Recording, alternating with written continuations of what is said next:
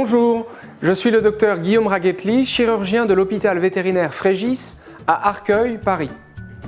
La rupture du ligament croisé, c'est la première maladie orthopédique du chien. C'est une maladie très fréquente, pourtant encore méconnue. Elle touche de nombreuses races, des plus petits chiens aux plus grands chiens. Le ligament croisé crânial, c'est un des deux ligaments qui se croisent dans l'articulation du genou.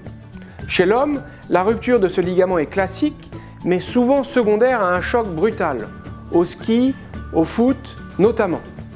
Chez le chien, même si on découvre le problème souvent de manière assez subite, la rupture elle est plus progressive. On est dans le cas d'une fatigue ligamentaire. Le ligament sert à stabiliser le genou lors de l'appui. Schématiquement, on peut dire qu'il y a à la surface du tibia une pente, et lorsque le chien est à l'appui, l'os de la cuisse pourrait donc glisser le long de cette pente. Le ligament est là pour maintenir justement l'os, pour éviter le frottement du fémur à la surface du tibia. Lorsque le ligament rompt, on a alors un frottement important à chaque pas. Cela entraîne inflammation, dégradation du cartilage et des risques de lésion des ménisques. Il est maintenant clairement établi que lorsqu'une rupture a débuté, elle progresse, doucement parfois, mais sûrement toujours, vers une rupture complète.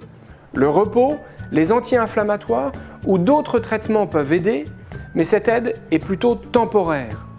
Il est clairement et scientifiquement établi que le traitement d'une rupture du ligament croisé nécessite chez le chien un traitement chirurgical.